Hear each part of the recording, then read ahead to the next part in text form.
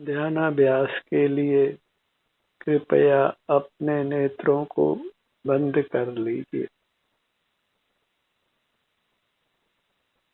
अपना मुख अपनी ओर कीजिए।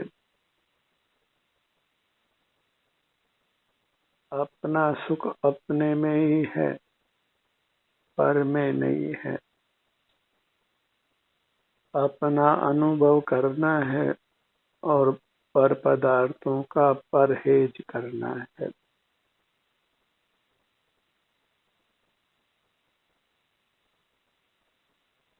अनुभव औषधि है और सारे पर पदार्थों का परहेज करना है।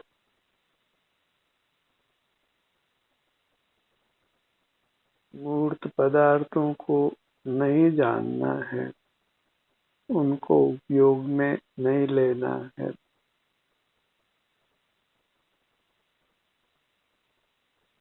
भले ये एक साथ संभव नहीं हो, पर ध्यानाभ्यास में पर पदार्थों से विमुख रहना वह आवश्यक परहेज है। पर पदार्थों को कम से कम उपयोग में लेना है और अपने को अधिक से अधिक उपयोग में लेना है।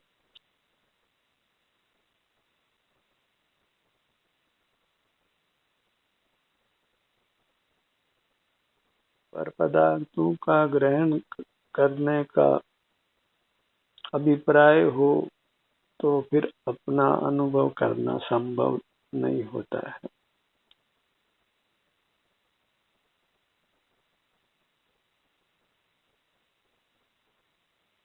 आसक्तिवश ही पर पदार्थों को जानना चाहिए, ग्रहण करना चाहिए और जहाँ तक बस चले उनसे विमुख रहना चाहिए।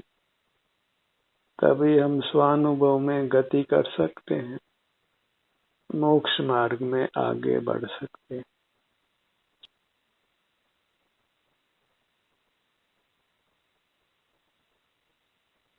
अपनी मूर्त को लक्ष्य में लीजिए, जो वास्तव में परमात्मा की मूर्त है। स्वर्ण पाषाण में रहा हुआ सोना भी सोना ही है। ऐसे ही हम मूर्त से बंधे हुए संसार में रहते हुए भी अंतरंग में हम परमात्मा ही हैं। परमात्मा अंतरंग में नहीं हो तो फिर ध्यान करके भी हम परमात्मा नहीं बन सकते। इसलिए परमात्मा तो है ही, इसी श्रद्धान के बल पर हमें अंतरंग में अपना अनुभव करना है। अपना आभ्यंतर शरीर को परमात्मा मानकर ही उसके सन्मुख रहना है, क्योंकि वही परमात्मा दर्शन है जो मोक्ष का हेतु है, जो दुखों का नाश करता है।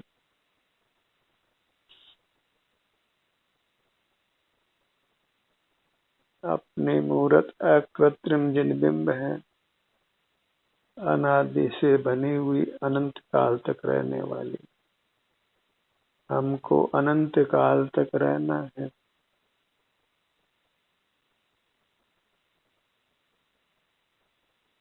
इसको मरण कहा जा रहा है, वह वास्तव में मरण नहीं है, केवल स्थानांतरण है, परिवेश का बदलना है। हमको तो रहना ही है। और संसार में रहना है तो कुछ इंद्रियां भी होनी है, मूर्त पदार्थ भी होने हैं और हमें इंद्रिय जय करने का प्रयत्न करते रहना है जब तक कि हम पूर्ण इंद्रिय जय नहीं कर लेते। आगे भी इंद्रियां मिलने वाली हैं और हमें उनके उपयोग पर यथासंभव रोक लगाना है। मूर्त पदार्थों का परहेज करना है इंद्रिय ज्ञान का निरोध करना है। जब तक मोक्ष प्राप्त नहीं होता तब तक यह लक्ष्य कायम रखिए कि हमें इंद्रिय ज्ञान का निरोध करना है, मूर्त पदार्थों का परहेज करना है और अपना ही अनुभव करते हुए रहना है।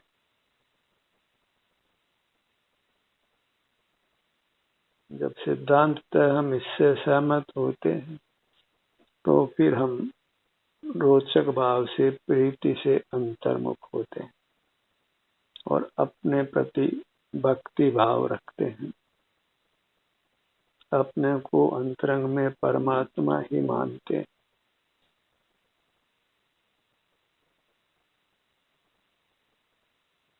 अंतरंग में परमात्मा नहीं हो तो फिर कभी परमात्मा नहीं बन सकते। जिस पाषाण में भीतर सोना नहीं है तो फिर उसको कितना भी तपाया जाए तो सोना प्रकट नहीं हो सकता है।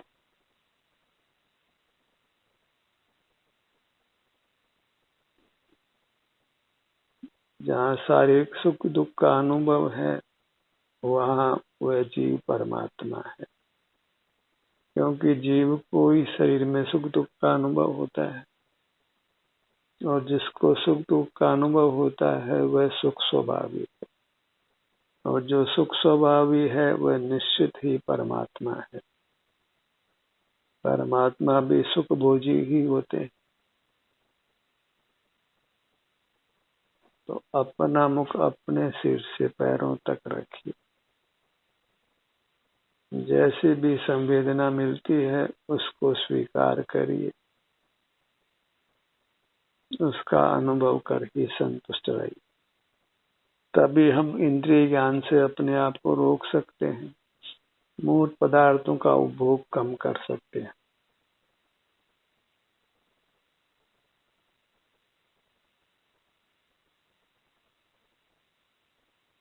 अपने आभ्यंतर काया जो परमात्मा की मूर्त है, अपनी मूर्त है, उसके अलावा जगत का कोई पदार्थ किसी प्रकार हमारा नहीं है।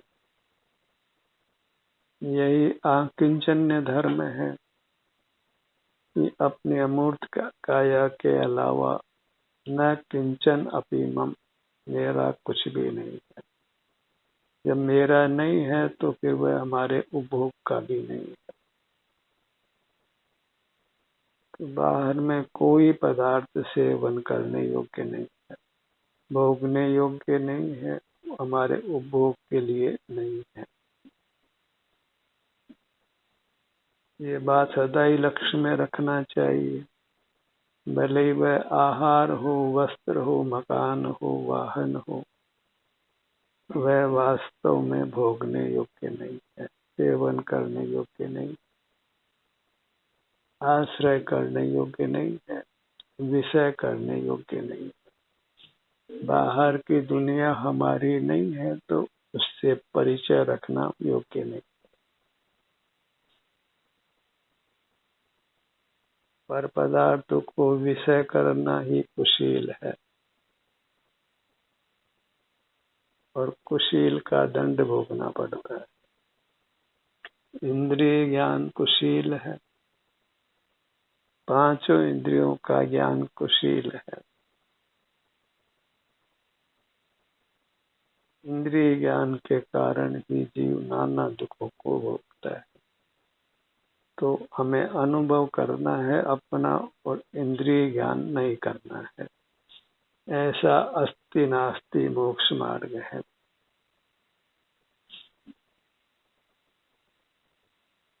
मोक्ष मार्ग का कथन इन दो ही प्रकार से होता है। भले एक बार में एक ही बात कही जा सकती हो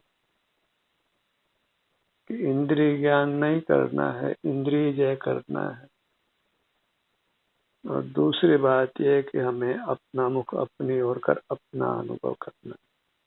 इन दोनों कथनों को हम एक साथ नहीं कह सकते, इसलिए उनका कथन क्रम से ही होता है। कभी अस्थि रूप से मोक्ष मार्ग कहा जाएगा, कभी नास्ति रूप से कहा जाएगा, और कभी हम कहेंगे ही नहीं। कोई कहे कि आप एक ही वाक्य में सब बात कहिए, या तो अस्थि कहिए या नास्ति कहिए, तो हम कहेंगे कि फिर हम मोक्ष मार्ग का प्रतिपादन नहीं कर सकते, क्योंकि हमें स्वानुभवी कहना है और परहेज भी बताना है। क्यों परहेज को नहीं बताया जाए तो स्वानुभव की चिकित्सा सफल नहीं हो पाती। कोई भी औषधि कारगर नहीं होती है यदि परहेज नहीं बताया जाए, परहेज का सेवन नहीं किया जाए। इसलिए हमें कभी इंद्रिय ज्ञान के निरोध पर वजन देना है, कभी अनुभव पर वजन देना है। इंद्रिय ज्ञान की अधिकता हो तो इंद्रिय ज्ञान का निषेध करना होता है, और कभी अनुभव की न्यूनता हो तो फिर अनुभव पर जोर देना होता है। काम तो एक साथ ही होता है। जब अनुभव करते हैं तो इंद्रिय ज्ञान नहीं होता, और जब इंद्रिय ज्ञान नहीं करते हैं तो अनुभव होता है।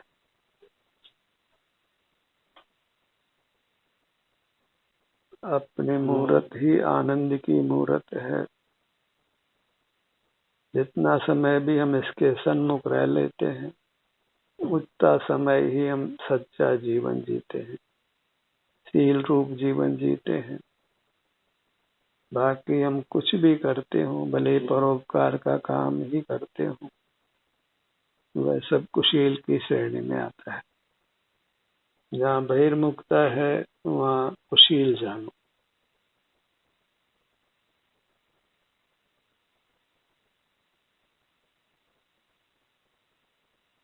बहिर्मुखता तो है, पर उसको बुरा जाना जाए तो बहिर्मुखता को छोड़ा जा सकता है, उससे हम मुक्त हो सकते हैं। अपने शरीर में आराम वेदना की स्थिति का अनुभव सब जीवों को होता है, पर वह मोक्ष का मार्ग ही है, कोई विरल जीव ही जानते हैं।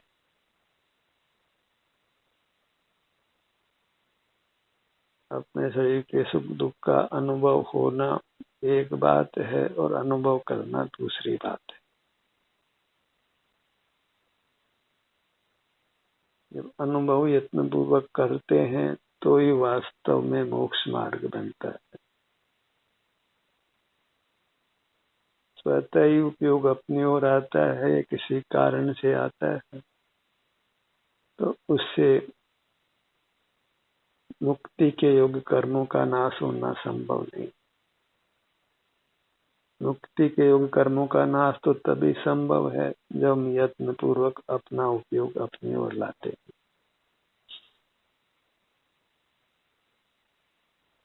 तप करी जो कर्म के पावे, सो ही शिव सुख दर्शावे। तप अर्थात ध्यान, ध्यान करके जो कर्मों का नाश करता है वही मोक्ष को उत्पन्न करता है। और ध्यान मात्र अपना मुख अपनी ओर करना है। एकाग्र अन्य चिंता निरोधो ध्यानम, ये अस्थि नास्ति रूप से मोक्ष मार्ग कहा गया। एक माने स्वयं, अग्र माने मुख अपनी ओर मुख करना, और अन्य चिंता मन अन्य को विषय करना, उसका निरोध करना, इंद्रिय ज्ञान का निरोध करना, वही ध्यान का स्वरूप है।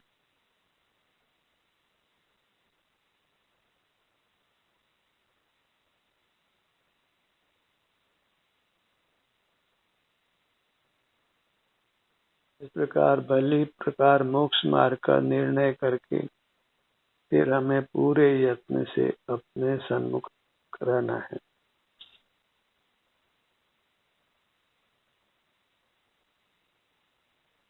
अपने शरीर के सन्मुख ही होना है, नेत्रों को बंद करके।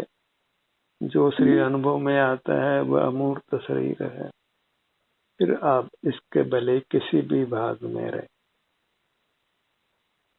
और अच्छा तो यही है कि हम अपने हर भाग का अनुभव करें, अपने हर भाग तक पहुंचने का प्रयत्न करें, किसी भाग की उपेक्षा नहीं हो। कोई भाग अनुभव में आए बिना नहीं रहे। हर भाग का संवेदन करके वहाँ बद्ध मूर्त कर्मों को पृथक करना है।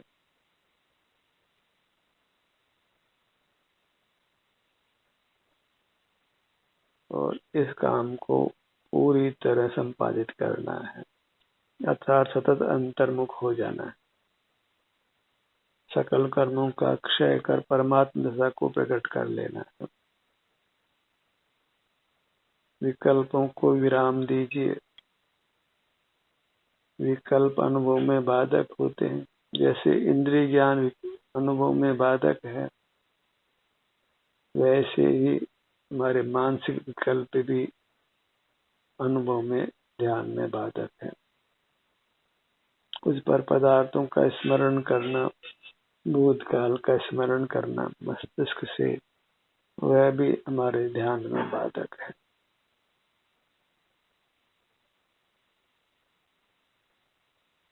अपनी मूर्त ही आनंद की मूर्त है, वही औषधि है, रसायन है, वही सर्वस्व है।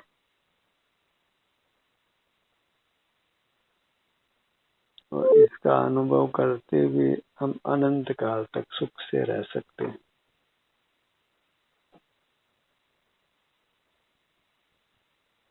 बाहर के विषयों को, मूर्त पदार्थों को तो भोगते हुए थोड़े समय में ही हमको सुख के बजाय दुख होने लगता है। बाहर में एक ही पदार्थ का सेवन करते हुए विषय सुख भी घटता जाता है और थोड़े समय बाद तो दुख अनुभव में आने लगता है। जो पदार्थ प्रथम सुख रूप लगता है, वही पदार्थ फिर भोगते भोगते फिर दुख रूप अनुभव में आने लगता है। इसका तात्पर्य यही है कि वास्तव में बाह्य पदार्थ सुखदाता नहीं है। उनको विषय बनाने से सुख होता हो तो फिर उत्तरोत्तर सुख बढ़ना ही चाहिए, घटना नहीं चाहिए। और अपने सन्मुख आने से उत्तरोत्तर सुख बढ़ता है, घटता नहीं है, पूर्ण हो जाता है।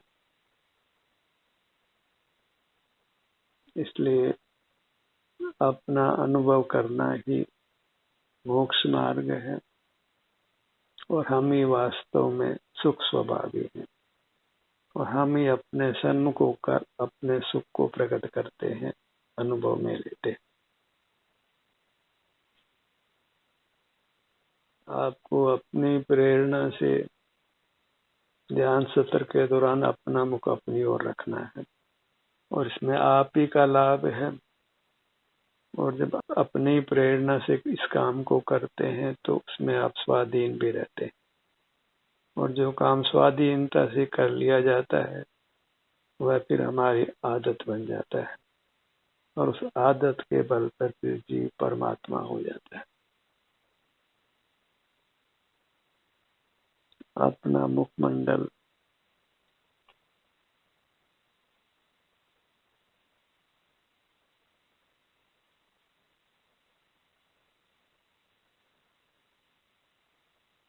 जैसे मूर्त काया का आकार स्पष्ट रूप से जाना जाता है, ऐसा अपना अमूर्त शरीर भाषित नहीं होता। और हमें उससे कोई प्रयोजन भी नहीं है। हमें तो सुख शांति का भोग चाहिए और अपने सन्मुख होने से बाह्य पदार्थ नहीं जाने जाते तो फिर उनके प्रति राग द्वेष भी नहीं होता। हम वीतराग होते हैं और जहाँ वीतरागता होती है वहाँ मूर्त कर्म का बंधन टूट जाता है, समाप्त हो जाता है और जीव का सुख पूरी शक्ति के साथ प्रकट हो जाता है, जीव परमात्मा हो जाता है।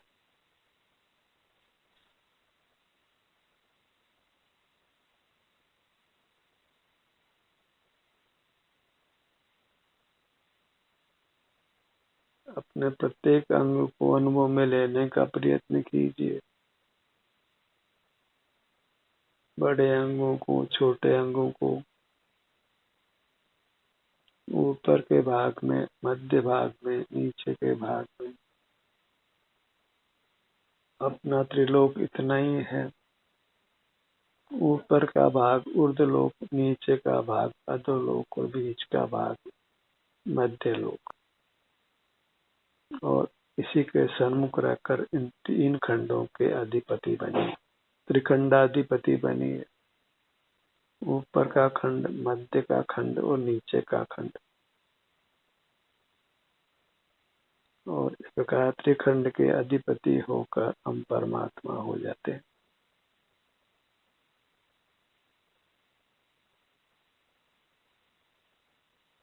अपना मुखमंडल,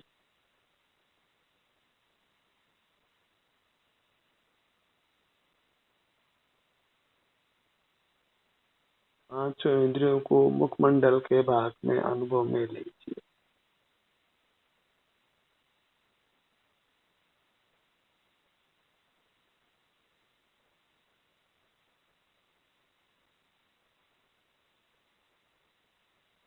अपने दोनों भुजाओं को लक्ष्य में लीजिए।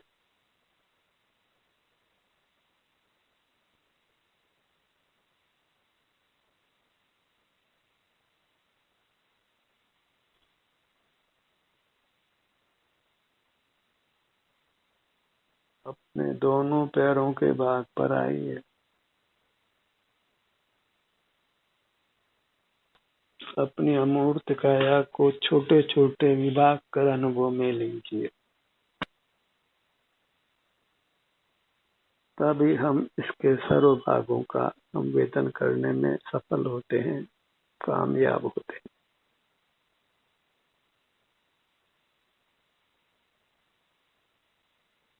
इसमें हमको पूर्ण विश्राम मिलता है।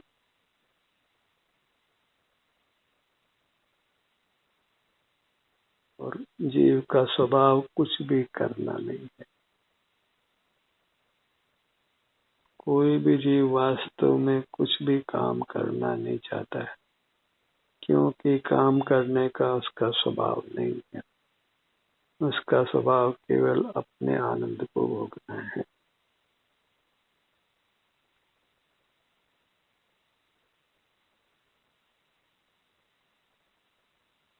अपने सीने के भाग पर आइए। यदि आप अपना मुख अपनी ओर रखते हैं तो फिर विषय कसाय से दूर वर्तन करते हैं, तो उसी कारण से कर्मों के बंधन से छूटते हैं। और इसी कार्य को दोहरा कर फिर हम बार बार करके फिर हम अल्पकाल में परमात्मा हो जाते।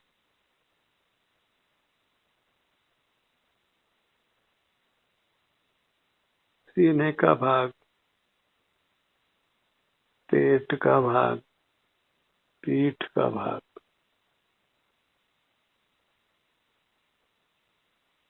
पूरा मुखमंडल,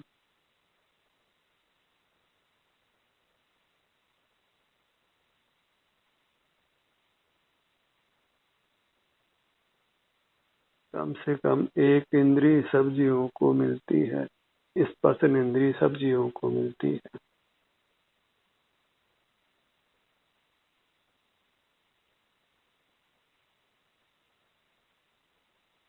सिर से पांव तक यहाँ विहार करिए।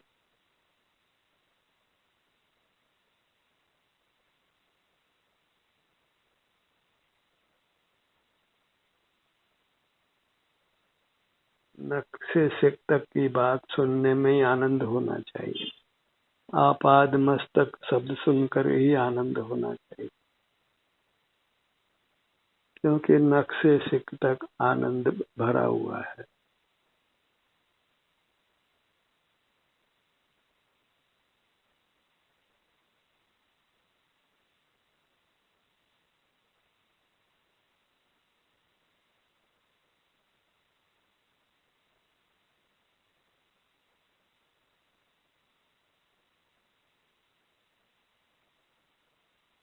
आप जिस भी मुद्रा में हैं उस मुद्रा में अपने को लक्ष्य में लीजिए।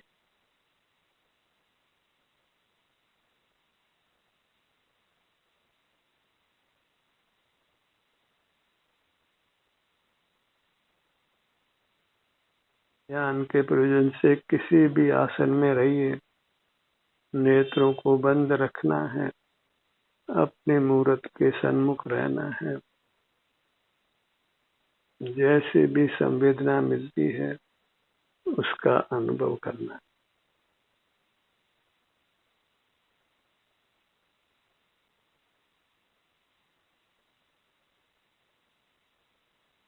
जैसे किसी प्रदर्शनी में जाते हैं तो वहाँ हर भाग को हम देखते हैं।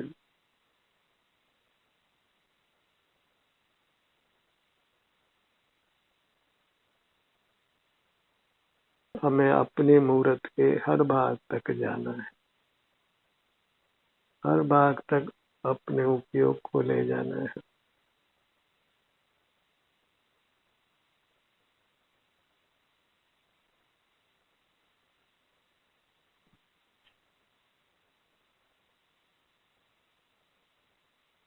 यथासंभव इसी काम को करते हुए रहना है।